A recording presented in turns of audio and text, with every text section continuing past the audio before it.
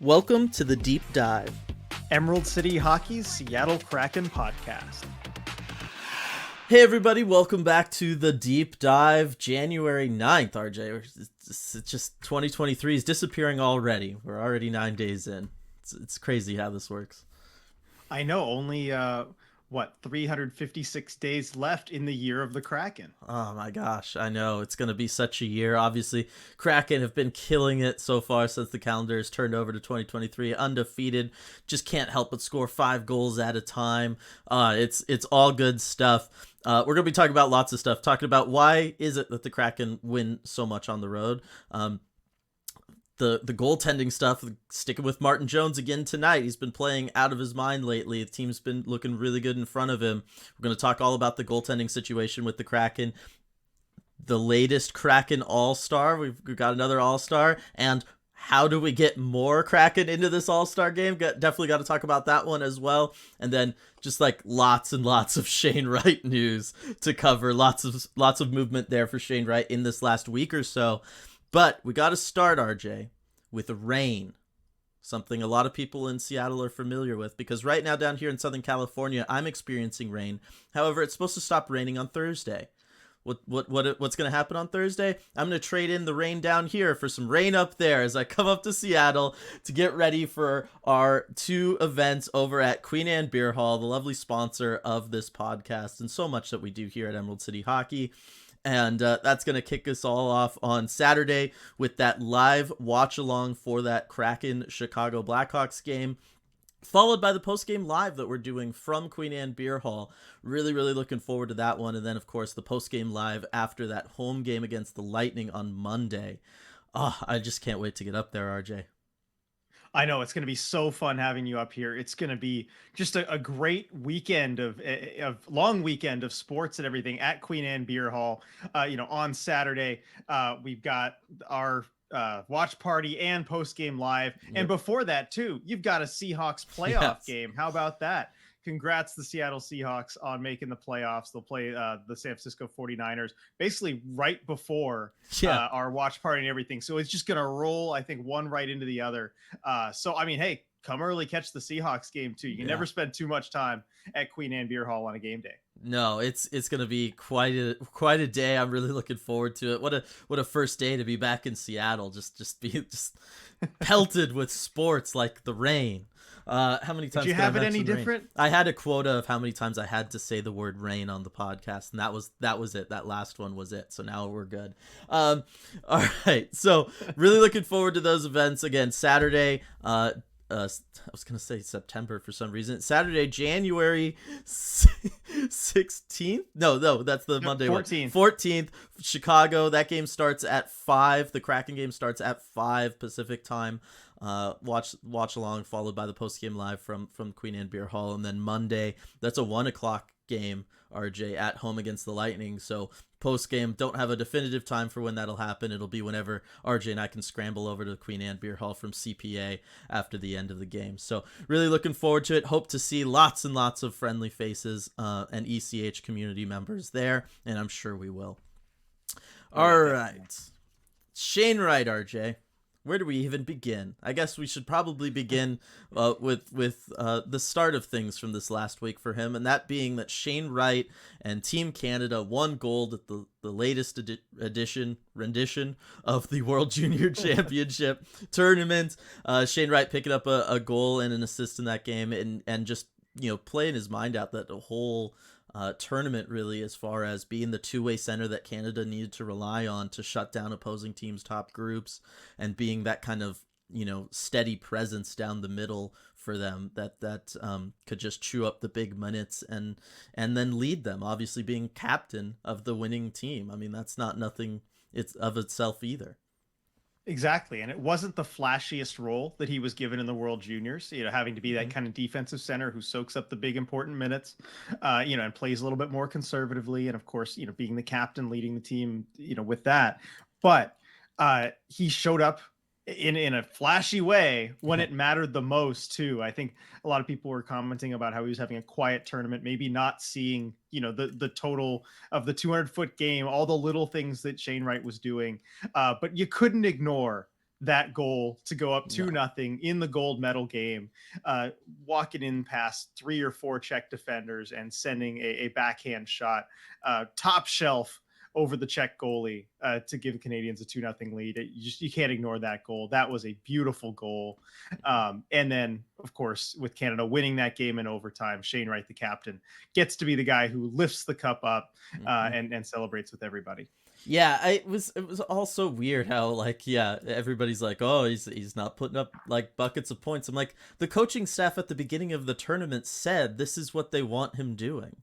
Like they were like you're going to focus cuz originally they had Connor Bedard with him. And the whole idea was they were going to let Bedard go and Shane Wright would help out on defense and cover basically not just his own responsibilities but also Bedard's defensive responsibilities so that Bedard could only focus on offense. Like that was literally the plan going in, and then everybody seemed to forget that when Shane Wright, just didn't have like 1,000 points or something. I don't know. He still had a very respectable goal and point total in my opinion.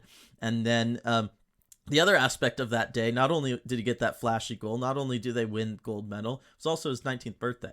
So nice little birthday present to Shane Wright there, winning gold for Team Canada.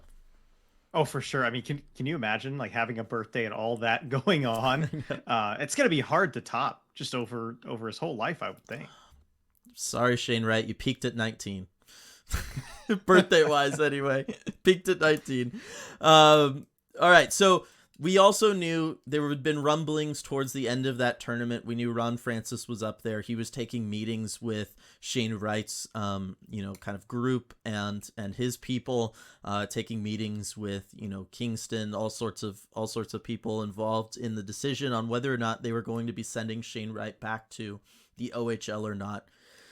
Seattle, Ron Francis made the decision to go ahead and do so. I think it makes sense. The team, they have too many forwards with the Kraken anyway. There wasn't going to be a lot of room for Shane Wright, and it doesn't serve his development best to have him just kind of hanging around as a scratch or doing anything like that. You've already done that. He's gotten a taste of the NHL, and he's gotten used to the lifestyle. He's settled into Seattle. He understands how to live on his own. He understands how to do all of those things. And so he doesn't have to worry about that next year. He can just focus on hockey, similar to what Matty has been doing this season. So I understand the decision to send him back to juniors.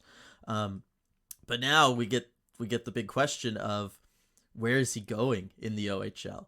Because obviously they're sending him back to Kingston, but Kingston will be trading him before tomorrow's deadline in the OHL, the trade deadline there. And it sounds like Shane Wright gets to pick his destination. Like all the teams interested have submitted offers to Kingston, and what I'm seeing is that Shane Wright is the person driving this and will be the one to determine where he's going to go play and try to chase a Memorial Cup. And I'm glad that's the case Mm-hmm. because for so much of this season, Shane Wright has had very little say Yes. kind of in where he goes, what kind of ice time he gets, when he's playing, when he's not. I remember that healthy scratch conundrum. And we talked about, I think it was you who said on the podcast, like, the worst position in all this is Shane Wright, who like basically through no fault of his own, he doesn't get to control any of this. Yeah. So for him to kind of has some control over his destination in the OHL, I think that's going to be huge. I do too. I think it's going to be very big for him. And so what we've been seeing is that there's been lots of teams interested, but it sounds like, based on rumors and stuff, mostly coming from Jeff Merrick, that the London Knights, RJ, that kind of evil, they're like the evil empire Yankees type team almost of the OHL, or at least they have been of the last 15 years or so. It sounds like that could be where Shane Wright is leaning, wanting to go at this point. And it's kind of funny because all along it was like, oh, there's all these teams that have made very impressive offers to Kingston, and oh, it sounds like London might have made one too. And then it was like, oh, it's kind of been whittled down a little bit, and London's still hanging around, but these other teams are really there. And then it was like all of a sudden it's like, no, it's probably going to be London, and it's just what a London Knights way, what a Mark and Dale Hunter way of doing things, RJ. Just kind of sneak in 11th hour, make your pitch to the guy himself, and then probably end up with the player. Yeah, I mean, if you can pull it off, that's the way to do it. And I mean, would be a really smart move for them. Obviously, adding Shea Wright for anybody, that's it's in contention for Memorial Cup. But the London Knights are right up there in the running, and if Shane Wright feels like that's where the fit is, then like you said, gets to decide. And it would also be exciting because it would pair him up with another Kraken prospect who the Knights just traded for. That is right. The London Knights just traded for Ryan Winterton, who has been out all season up until very recently. Here he's gotten 3 games in for with London, with after a shoulder surgery. But Ryan Winterton is going to be there. Obviously, Ryan Winterton, a big part of the Hamilton Bulldogs Memorial Cup run last season, alongside Mason McTavish. And then he's came back this year. Obviously, very excited about him in the Kraken organization and what he can do. Excited to see him now finally playing hockey games. He's been the ongoing joke of the those Kraken prospect live chats I've been doing over on Patreon. Is when is he coming back? And it's just we didn't know. Well, he's back now, and already 2 points through 3 games with them as he's getting back up to speed.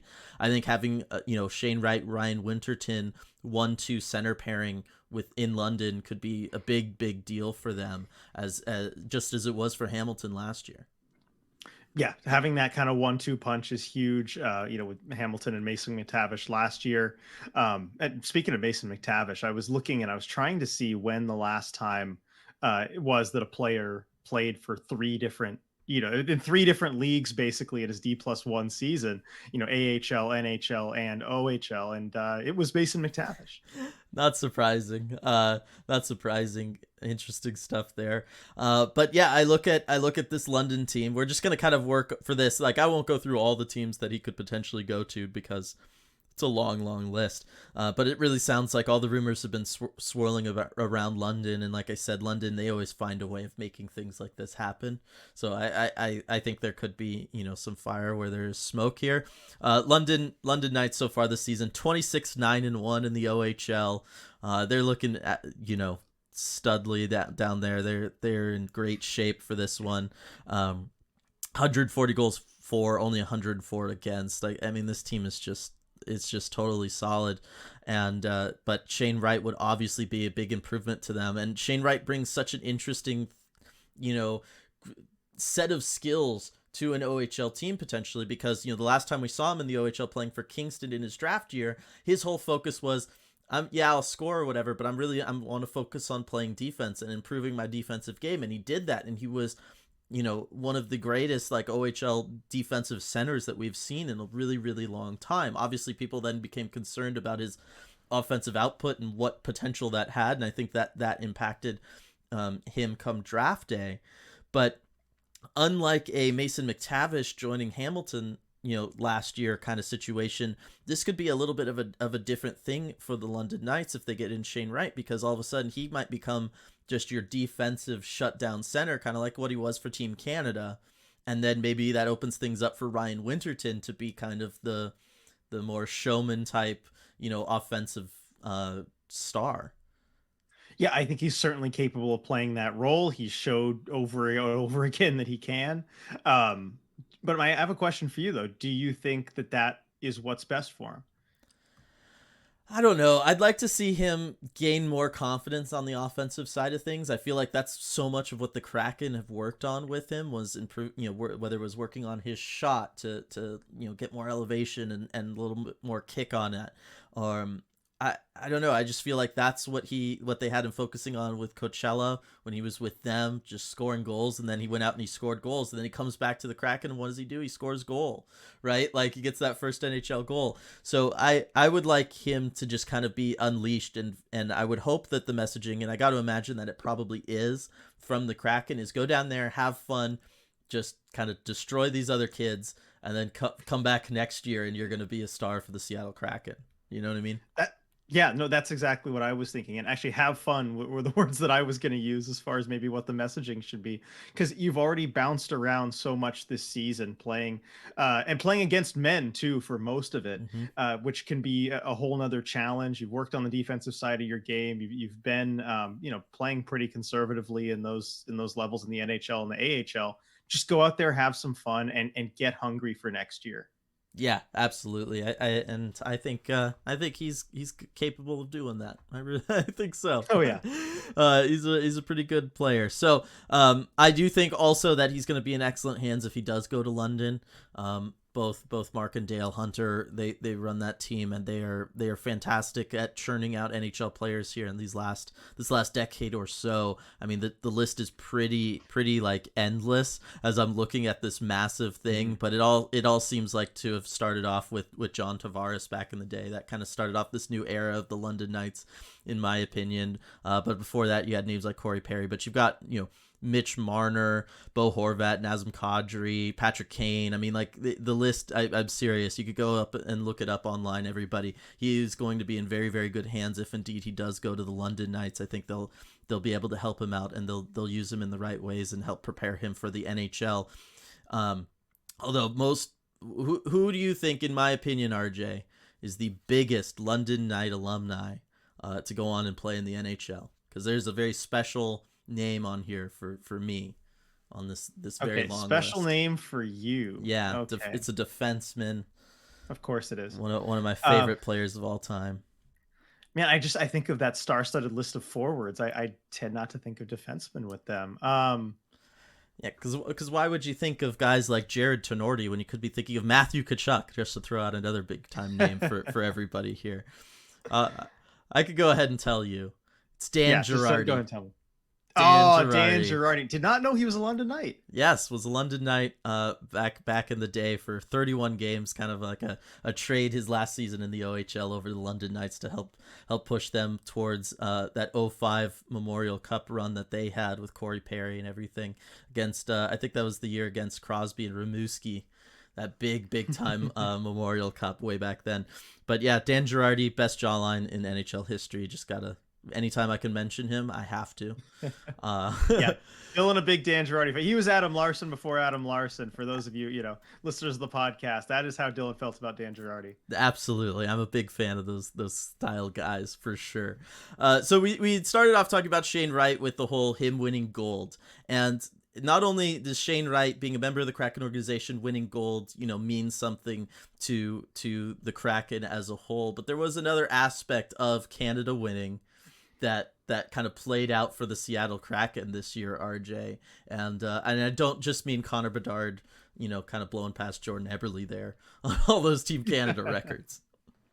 That's right. And the World Juniors, they always have a ripple effect all throughout the hockey world whenever you get the result there. And that ripple effect certainly affected the Kraken in practice a couple days after the World Juniors ended, because it turns out there was a little friendly wager between Canadian World Junior legend Jordan Eberle and noted American Matty Beniers. Mm-hmm. And there was a bet about who would win in the World Juniors. Of course, Canada and the United States played against each other, and Canada came out on top. And as a result, Matty Beniers had to wear a Team Canada jersey for practice. And as odd as it looked, I've got to say, he wore it well. Well, I mean, Matty can wear anything well. I mean, we've all learned this by now, right? Like he just looks like a model more than any of them as they come in pre-game, and the Kraken PR team tweets us out some pictures and stuff. Like he's just got that look. It's that nice mix of kind of the rugged with his ability to always have the 5 o'clock shadow and that kind of strong face, but also like the kind eyes. It all just works and it all plays, RJ. It just does. That being said, it looked wrong. He should never be wearing a Team Canada jersey. That should be the first and last time he ever throws one of those things on. Yes, definitely. I mean, maybe he should go with the strategy that Eberle had talked about if he were to lose the bet. So Jordan Eberle was saying, yeah, if I lost the bet, I would try and bribe him so I didn't have to wear the USA jersey. But of course, Matty being I guess for that day, good Canadian boy, but good American boy, stood by the wager. He didn't try and bribe his way out of it. He wore the jersey. And I thought it was interesting too, because I looked at the jersey. It just was like, had the number nameplate, like, and the old, Canada, early, like late 90s logo. I'm like, where did he get this from? And the Hockey Hall of Fame actually answered that question. So that jersey, he wore a 1996 Canadian World Juniors jersey, previously unworn, lent from our staff at the archives located in the same building because they happened to be in Toronto that day. Yep. So, and then of course, Matty being, the good kid that he is, donates his stick to the Hockey Hall of Fame upon returning the jersey, just to be added with it. So that's pretty cool. Yep, absolutely. Good stuff from Matty there. That's why we love him so much. And he, the league obviously loves him too, RJ, because Matty was announced when they did the first wave of who's going to be an All-Star this season. Matty Beniers representing the Kraken down there in Sunrise, Florida this year as an All-Star, as he should, as he, is top 3 in basically everything for rookies so far this season, and really top 3 offensively for just about everything the Kraken have been doing as well. I think Matty Beniers being the Kraken's, first and potentially only All-Star this season makes a lot of sense, and I'm really, really excited for people league-wide to get a peek at all these great things that we've just been talking about his personality, his character, all that stuff. That's gonna be on display this year at the All-Star game. And we've been eager for the league to see this, right? Yep. We know how special Matty Beniers is. We've known this for a little while now. But I think, especially when you're on the West Coast, it can be difficult for the whole league to take notice, unless you're going and tearing up a Canadian road trip like he is right now. Yeah. But the All-Star game is another big way to do that. And I think it's going to be great for Matty Beniers. We talked about this, a few weeks ago when we were discussing, who might the Kraken's All-Star be and who would we pick? And I think we both agreed Matty Beniers, would be our choice for the reasons that you just mentioned. And I'm glad to see him actually get the nod. You never know when it's a rookie, because it is kind of rare for a rookie to go to the All-Star game.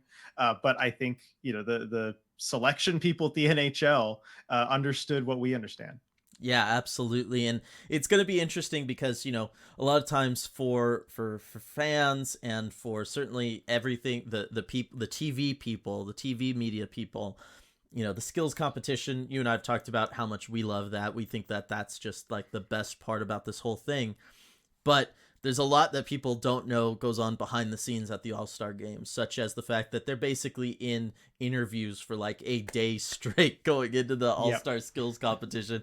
It is just interview after interview after interview after interview as all the beat reporters and all these people from all the different maybe even the local television crews from around the league, they all get in there, and all the national chains, they all get in there and they get to talk to these guys during that weekend. And I think that's where Matty is going to really shine, right? Like, he's a super skilled player. Yes, he's got a fun side. I don't know that we're going to see like a Zegras level display from him when it comes to like the skills competition or something on TV. But we know from being around Matty and really anybody who's ever been to like a Kraken open practice and stuff, we know with Matty, it's those little things that you just notice from being around the room or from talking to him. And I think that those media days at the All-Star game is going to be where he really picks up a lot of potential support there for the Calder, as people get to talk and really kind of see who he is as a person as well as a hockey player. I'm really, really looking forward to that. But RJ, it's great that Matty's going for all those reasons we've already talked about. I am excited to see what he could potentially pull out in like a skills shootout or something. I bet he can come up with something. He seems like a good creative guy. I don't want him to be the only member of the Seattle Kraken at the All-Star game, RJ. No, no, definitely not. He needs a buddy. He needs a teammate to go with. Can't send the rookie out there all alone. Well, especially, and you talked about, he didn't try to like kind of bribe his way out of the Team Canada thing. It's because he's on an ELC. He has no leverage to work with. So not only does he need a friend there, but I want the Pacific Division to win the money, right? Matty Beniers. That's true. For now, for the time being, he could use the money until he gets that next deal. Yeah, it's a divisional format, and the division that wins the kind of All-Star game 3-on-3 tournament games, they get a decent chunk of change there. The All-Stars. I think Matty deserves that. So we need some Kraken to go and help him do that, RJ. There's, I believe, 3 spots open for the Pacific Division that can all be voted on, and this is where the fan vote's going to come in. I don't know if you still have up the details on that. So why don't you go ahead and give the details, and then we can talk about who we think should be voted on, who we should all kind of pool our support for. Right. So you can go onto the NHL website, you can do the All-Star vote, and there's basically 12 player spots, 3 per division. So 3 for the Pacific Division. That's the one that matters. Mm-hmm. And you can vote for 3 players at a time, and you can do it 10 times per 24 hours. So you're definitely able to vote early and vote often. Yeah, you can stuff the ballot box. Yes. It's very possible. All right, so we'll have I'll throw in a link and stuff to that down in the YouTube description on the YouTube version of this podcast. RJ, when it comes to who the Kraken should be sending to the All-Star game, now we've talked about this a little bit. Like, there's only one goaltender so far announced for the divisional team, so there's probably going to be a second goaltender. You got to think, so maybe a Martin Jones comes into play. But I still feel like the one name that both you and I, and it seems like a decent portion of the Kraken fan base community has come around to, is Jared McCann's got to go to this All-Star game. Oh yeah, and someone who's I think been a little underappreciated at times, by in the national conversation, given that he has basically been the Kraken's leading goal scorer forever. Mm-hmm. And last year we were talking about this with Jordan Eberle going to the All-Star game, and I think we both agreed that if it was just based on pure performance, Jared McCann would be the guy to go. Jordan Eberle, we've talked about how much we like him as as just a person in the room too. I mean, he's perfect for that. He got to bring his daughter and everything. Perfect family event for that. Good first representative for the Kraken. Had no issue with it, but Jared McCann's season was truly impressive last year, and he's doing the same exact thing this year. Mm-hmm. So I think he deserves to go. Yeah, I was going to say, I mean, you look at what he's been able to do with the Kraken, 19 goals right now through 35 games, so almost at that kind of magic 20-goal number. Very easily could get there before the All-Star game, before voting ends even. So I think that speaks in and of itself for him. And, again, the fact that he's doing that, of those 19 goals, only 2 on the power play. Like, he's doing this 5-on-5 and really helping out the team and getting things going that way and being a big part of what the Kraken have been able to do this season in kind of turning things around. So I do think Jared McCann deserves that All-Star nod for sure. Some other guys to be considered. I mean, Andre Burakovsky is having a fantastic season since joining the Kraken, leads the team in points. Jordan Eberle could go again. He's second on the team in points, 31 so far on the season for him, as he's kind of that kind of quiet leader of the forward group there. I could see, Daniel Sprong. Let's be the team to send like a fourth line guy who was on a tryout contract through training camp. Like, what an amazing story that would be. Exactly. And he's earned it. You look at points per 60 in the league, and he's, somewhere in that top 5. It's incredible what he's done. He's got the numbers to back it up. It's not like Absolutely. We're talking about, it's an incredible story from PTO to like he's consistently made the team and he's a regular. No, he's one of the top scorers. He's got the numbers to justify it. And Dylan, you and I both agree that what really matters about All-Star Weekend is the skills competition. Absolutely. And wouldn't you like to see Daniel Sprong's shot in the skills competition? Absolutely. Because very, very few people can shoot the puck like he does. Oh, for sure. I mean, he could really show off his skills in a big bad way there, and I just think it would be such a fun time for everybody involved if he was able to go. So that could be someone worthy of it. And then defensively, RJ. I mean, the Pacific Division also needs some defensemen potentially. So where do you think we should go? I mean, Vince Dunn has picked things up lately. We could talk about him a little bit later as we talk more about the Kraken, but guy like him, Adam Larson, maybe, just saying. I was gonna say, I'm surprised he's not the first and only name that you mentioned. I was trying to make it a little less transparent. throwing Vince Dunn out there biased. First. Yeah. Come on, anyone listening to this still knows what's up. They know that you would love Adam Larson to go to the All-Star game. I mean, go ahead, make the case. Well, look, Adam Larson plays 3-on-3 with the Kraken whenever they go to overtime games and they have to play 3-on-3, just like this tournament. I think you do need at the All-Star game some guys whose focus really is defensive, but who likes to have fun out there and likes to join offensive rushes and stuff. And he does do that when they're playing 3-on-3, like somebody who has that kind of skill set to do those things, but can also kind of be just that defensive presence, just to remind everybody that, hey, it isn't all just about scoring, goals as dodgeballs are being thrown at you and you're blindfolded. You know what I mean? Like there's another aspect to this game that come playoff time really means something. Yep, definitely. And with 17 points, he can chip in offensively too. Hmm.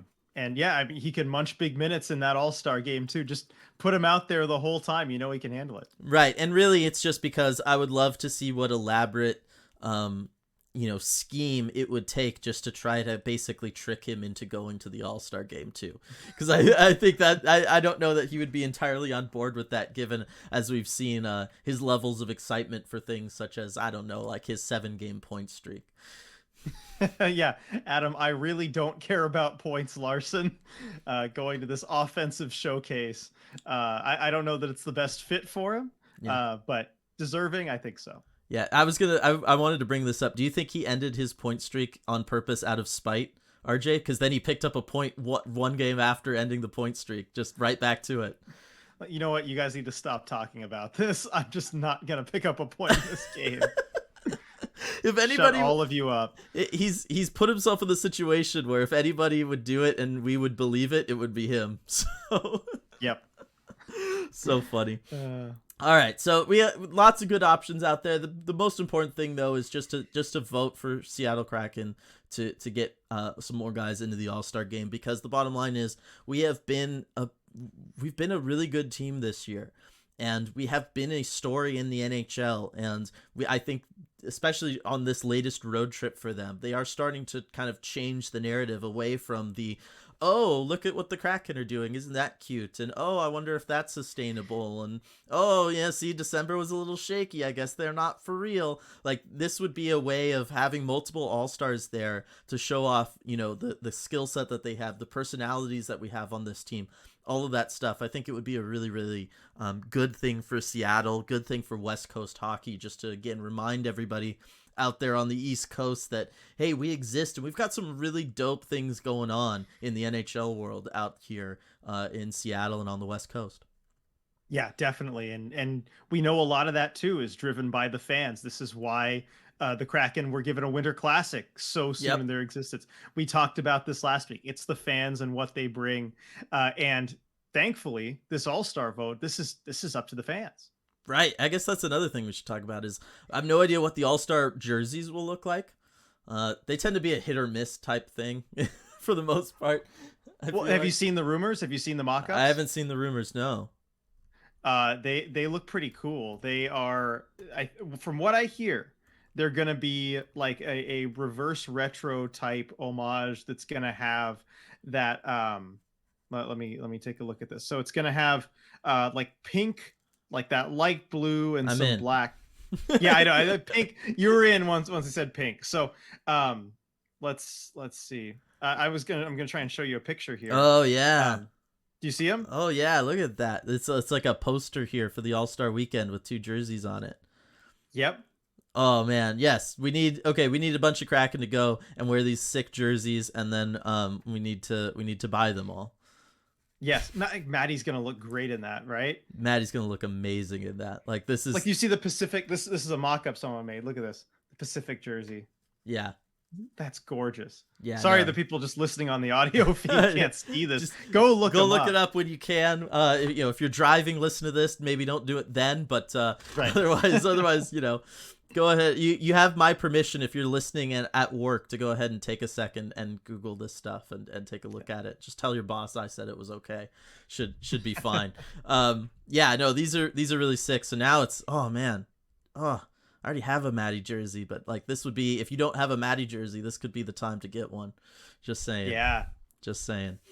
All right. So now I'm like thrown, RJ. I'm so excited about those jerseys. Really good stuff. One name we floated around that was Martin Jones. And to kind of segue into talking about the Kraken and what they've been doing here this last week or so, Martin Jones has really just not given up control of the crease right now at all. You and I had kind of speculated. We thought, okay, they're riding the hot hand through last calendar week. Maybe today against Montreal, they would give him a little bit of a break so he could have a couple off days, because they have, they play both tonight against Montreal, tomorrow against Buffalo.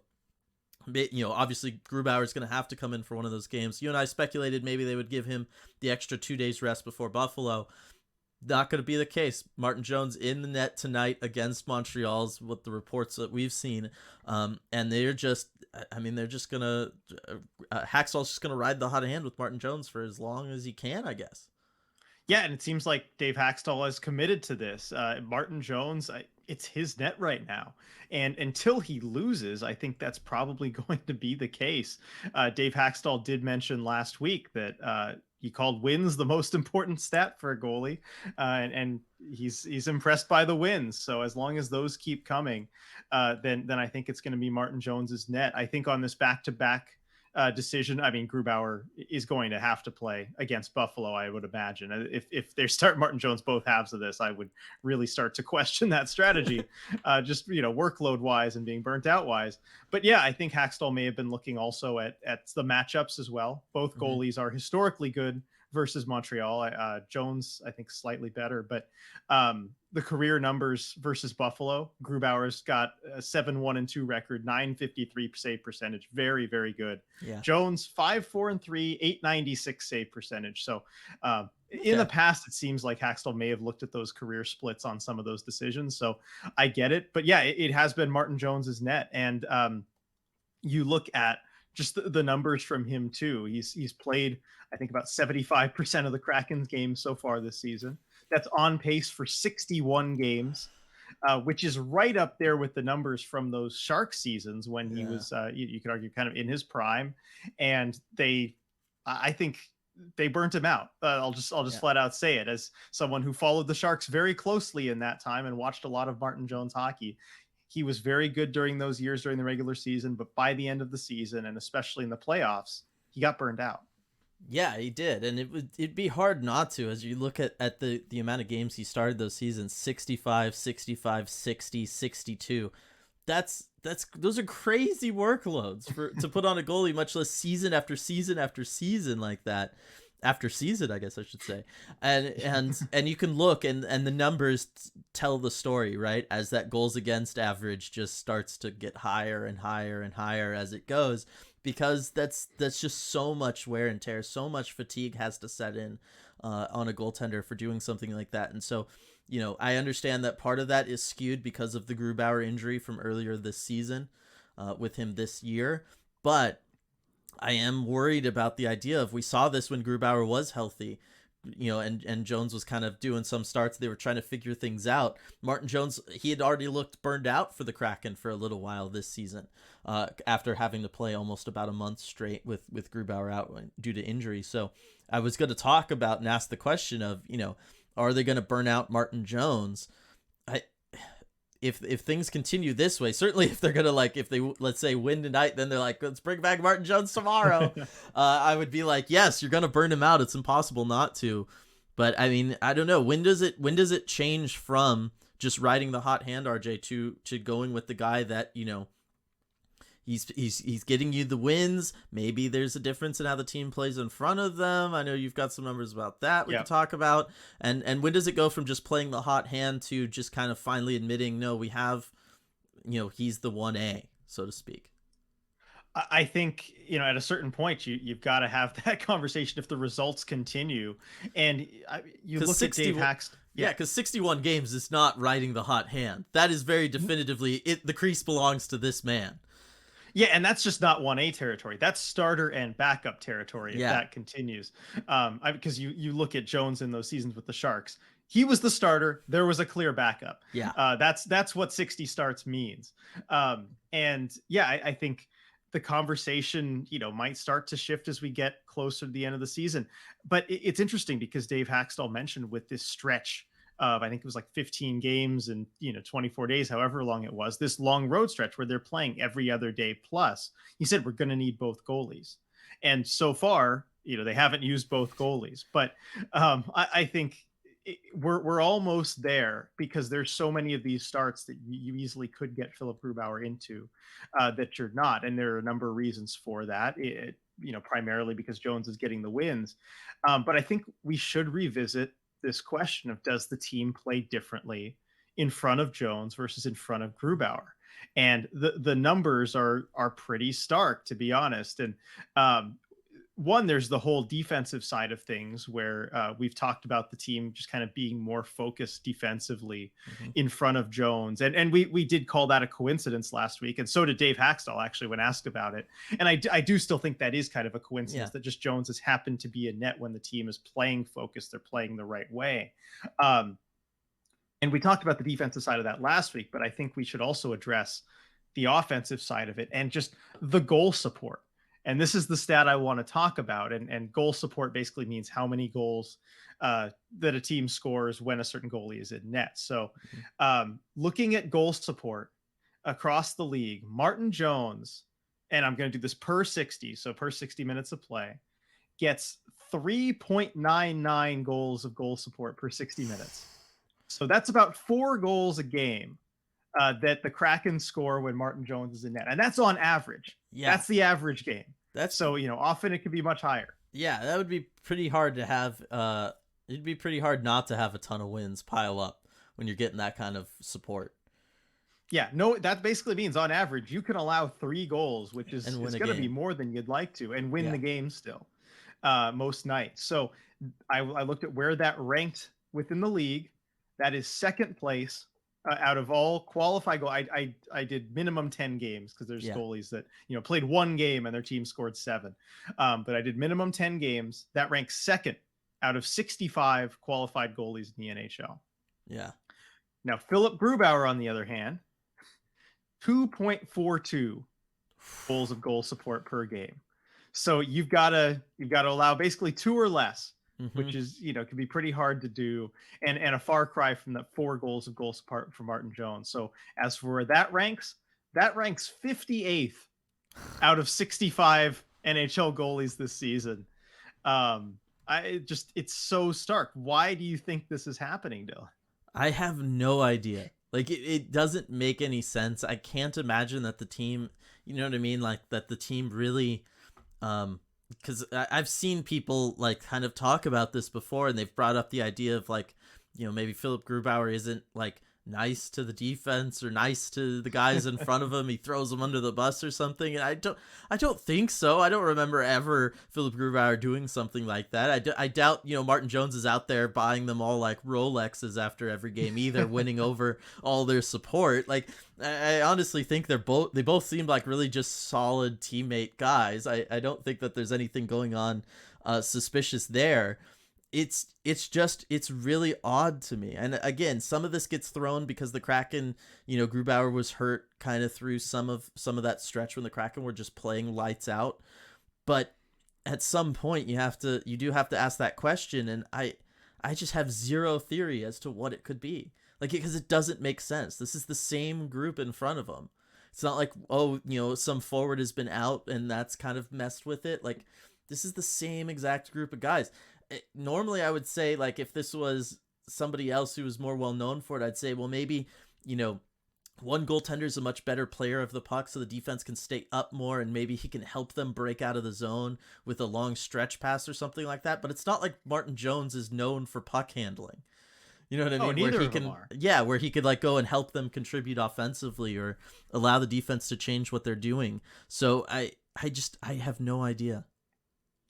I still have to go with the coincidence answer, as unsatisfying as that might feel, because I mean, just look at the numbers. How can that be a coincidence? But you've gotten the Kraken watching all the games.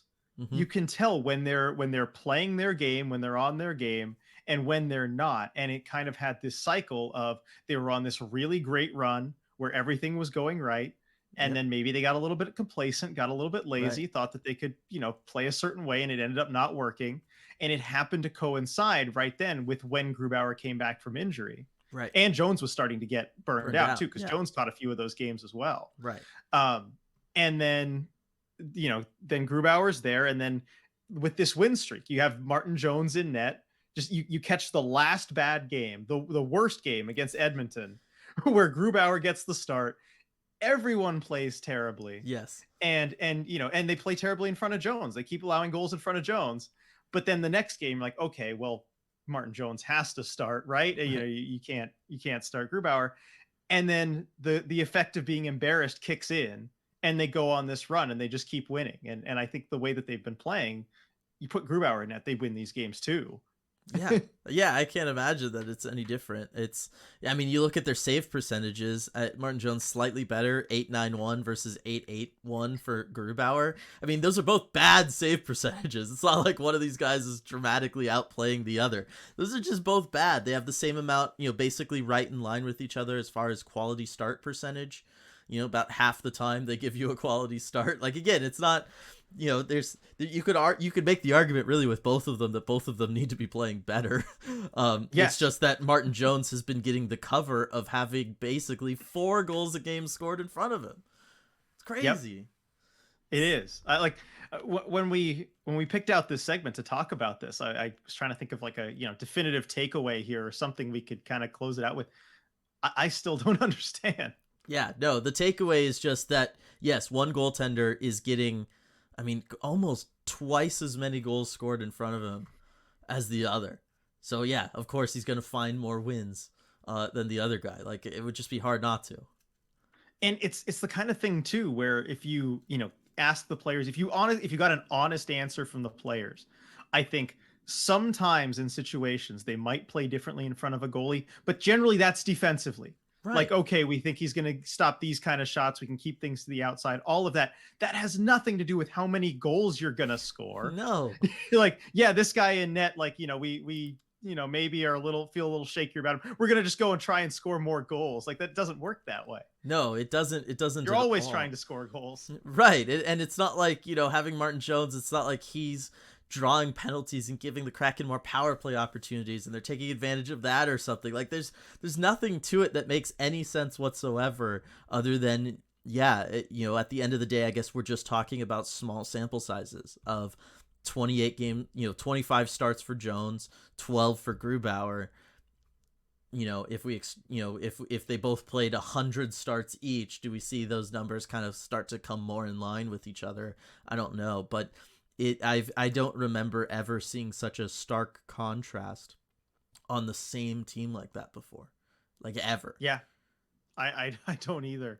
And there's one thing I'm trying to look this up that I remember was about how at 5-on-5, like Grubauer's numbers are actually better, but Jones on the PK does a lot better. And I'm trying to see if I can find this on Money Puck. Okay, I can't find it. But anyway, just something to consider. Yeah, I saw the same thing, and that is interesting, especially with the Kraken's overall issues on, say, the penalty kill. Like, maybe that helps out. But again, that doesn't explain the goal support. Goal support. Like, no, it doesn't. Because at the end of the day, the goal support is the thing that's determining these games. It's not the goaltending when both guys' save percentage is below 900. Like, the goaltending's just not great no matter what there. So it is a very, very strange situation that the Kraken find themselves in with both of these goaltenders. And like I said, the only thing I could think of to try to come to some conclusion is just to have the sample size get larger, and we can check back in later on in the season. But for now, Martin Jones is, just benefiting from the Kraken happening to play better during the stretches where he finds himself in position to be in net. And I mean, I understand it. If you're Hacksaw, you're not going to change anything. Right? Like, why would your team's averaging 4 goals a game and you're winning all these games? You're not going to change the goaltender just to try to make it look more fair for the guys. Like, that's not, you can't coach a team like that. So it's such a weird, interesting situation that they have going on there. I'm glad we got to talk about it though.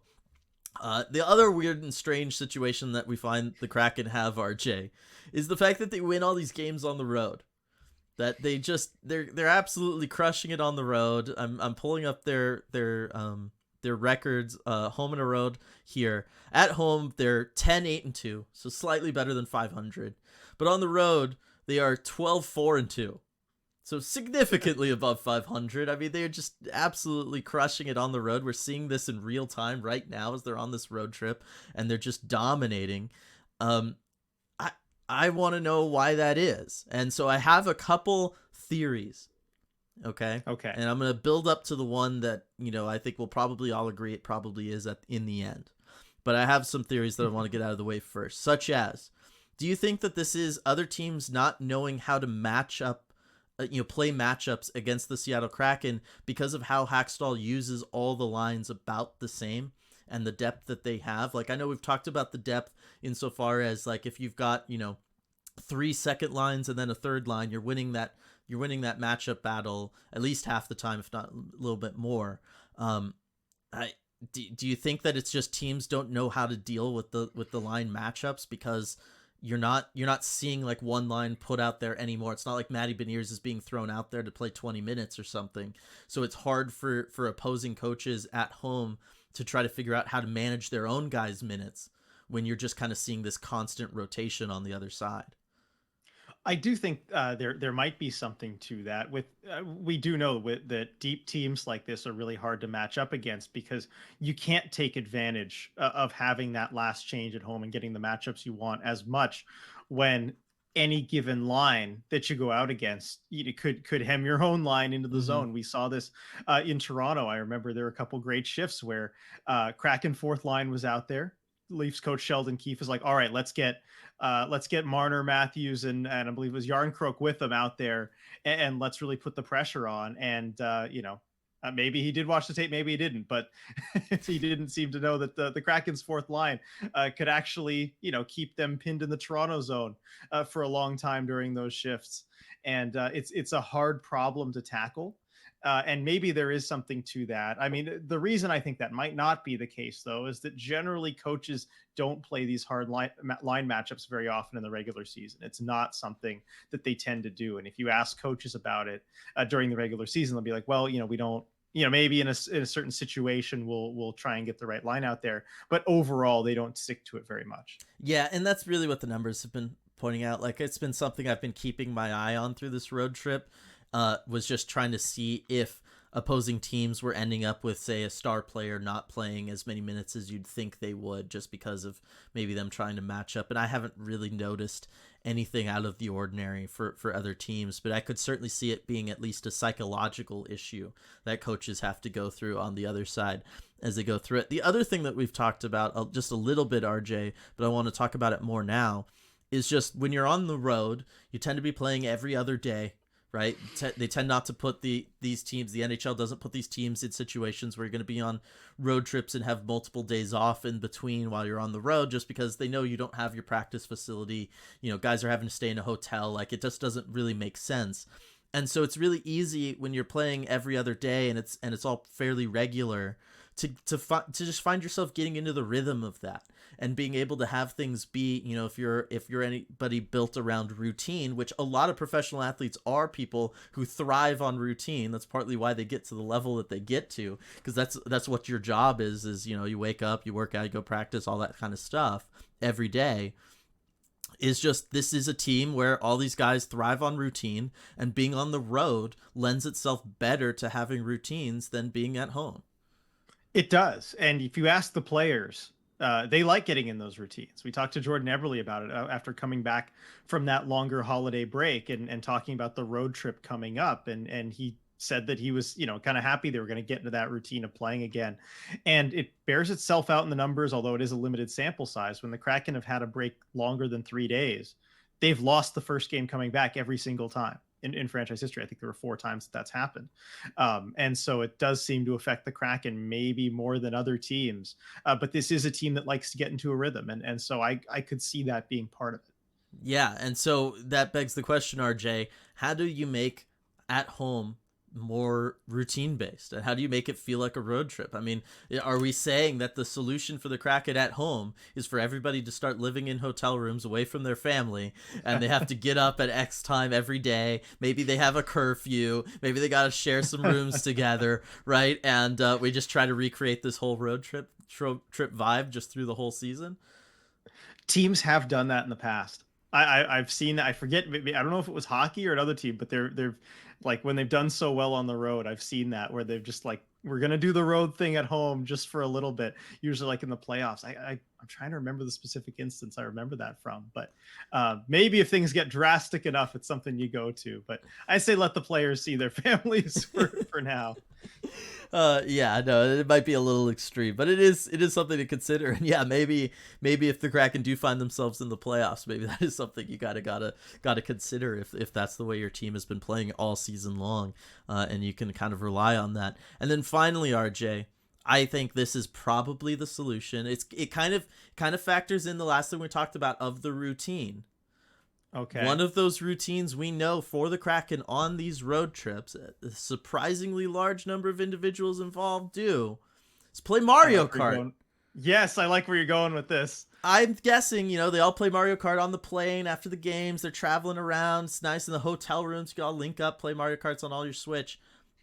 Probably not doing that at home when guys are spending times with their families. You know what I mean? It's not going to be as easy to find time to be like, hey, sorry, I know I haven't seen you kids in a couple days, but I've got to go play this Mario Kart tournament because otherwise, I'm just not going to perform well. And that's got to be a tough sell to families. But I do think that there is something to the kind of cool down, and I've been practicing Mario Kart since I got it for Christmas. It's very routine, rhythm based. You find yourself getting into a certain headspace and zone where you're working and you're thinking, but it's in a more relaxed kind of way, and it does help you unwind a lot. I'm wondering if they're just not playing enough video games when they're at home. I love this theory, and the one that I came up with, because we were talking about, why are they better on the road, and it was pretty similar to this, just that they're not having enough fun at home, and this was part of it. I felt like, as someone who goes to basically everything the team does at home, I felt like all the most fun stuff this season has been all the teams on the road. And I'm like, why am I not there to cover that? Whether it's the Mario Kart thing, whether it's Beniers wearing the Canada jersey and that fun little bet, it all seemed to happen on the road this season. And maybe there's something to that, but I really like the Mario Kart zeroing in on that part of it, because what better to kind of get that competitive juices flowing, but also in a way where you're focused and you're thinking. This is the focus that Dave Haxtell talks about the team Yes. needing defensively, right? And they've been playing that focused hockey a lot more on the road. Maybe Mario Kart is the reason. It's the only thing that it can be, because I wouldn't have said this originally if we didn't get so many details from Morgan Geeky about how many guys are involved in this, right? And that it's now like bleeding over into the media that does travel with them and stuff. And so that's the thing that kind of makes me go like, maybe there is something here that we're not paying close enough attention to, because I don't know. I just think that there is something to that. I'm trying to look at now with, say, a Matty Beniers home and road split. And yeah, on the road, Ooh. Matty Beniers, 18 games, 10 goals, 19 points on the road. At home, 20 games, only 4 goals and 11 points. Right? Like, you got these guys, they are performing better on the road, and I think that's because Matty Beniers comes back to Seattle. All these guys spend time, wives and kids. Matty Beniers, he's just stuck playing Mario Kart by himself. It's what it is. You know what? Wow. I mean, well, that is something to think about. What other podcast would give you that explanation for the home road split for the Kraken? I don't know. Let's try one other player. Give me any other player on the Kraken roster that we think plays Mario Kart. RJ, let's see their splits home and road. Well, we know Borgen does. He likes the Yeah, but he might be the only person playing Park with Matty at home, so we can't. Oh, okay. Somebody him. who would not be playing. All right, let's see. Who's got a family? Dude, I think we know that Carson Soucy plays. He was one of the ones that Geeky mentioned, right? I'm trying to think of a forward because it's easier to just get like point production. Right. So, I mean, we could go Morgan Geeky himself, I guess. Yeah. Although I feel like he'd be playing a lot at home. I don't know. Yeah, he's 7 You got to points be both always in about up the on same your skills. games. You can't be lagging at any point to be as good as Geeky is. No. Were there any other forwards that were mentioned? I don't know. I remember Adam Larson being a sore loser. And look, Adam Larson on the road, 11 points in 18 games. At home, only 6 points in 20 games. It's a Mario Kart effect. There you go. What more do you need? Yeah. So here's the deal, RJ. As well as getting Mario Kart for Christmas, I also got a season pass to Universal Studios Hollywood down here. All right, and their big thing is, I know I haven't been since I was like 8. It was awesome. I went yesterday actually, and one of the big things, and part of why I got the pass was because they're bringing Super Mario World to Universal Studios. They've had one over in Japan for a couple years. It's coming in February 17th it opens up. Really excited for it. And when I was there yesterday looking at all the merchandise, a lot of Mario Kart merch. And so what I'm thinking is maybe before I come up at the end of this week, I go back, buy up a bunch of Mario Kart merch, and then give it out to all the members of the Seattle Kraken so that they can wear it, at home while they're working out, all that stuff, and try to see if some of that can seep in and kind of get them to that same level of focus. There you go. Because I was kind of getting at that, is that you're coming up right as the team is coming back from the road trip. So I think you need to be the one to kind of push this permanent Mario Kart thing for everyone. I know you've been playing too. Yeah.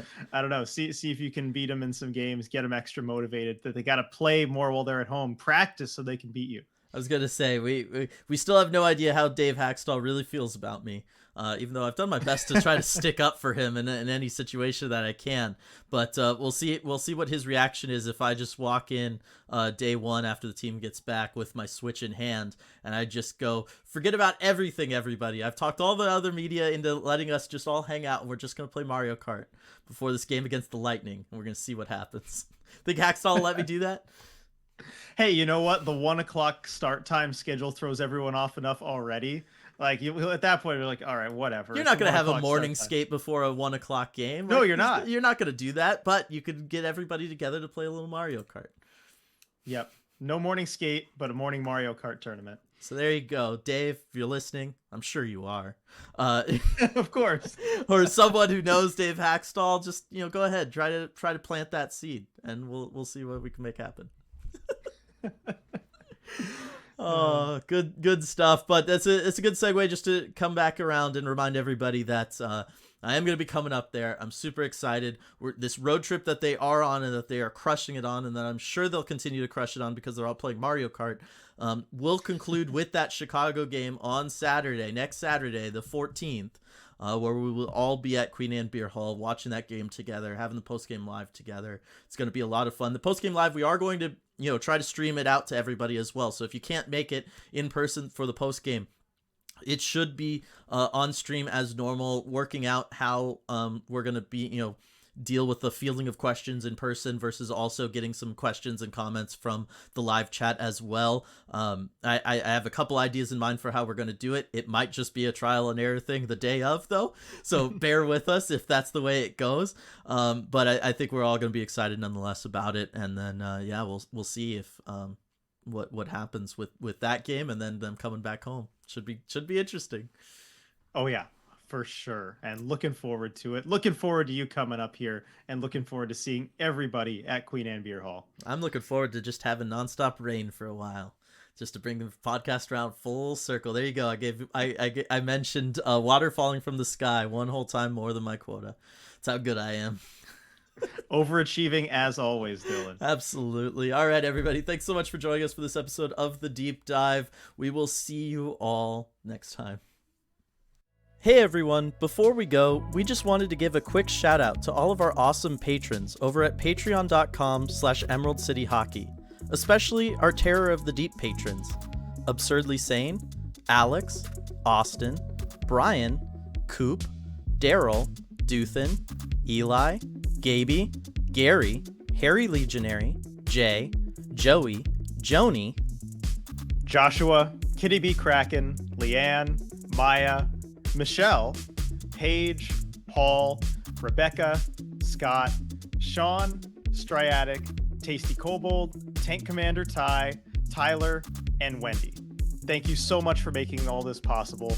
We really appreciate your support.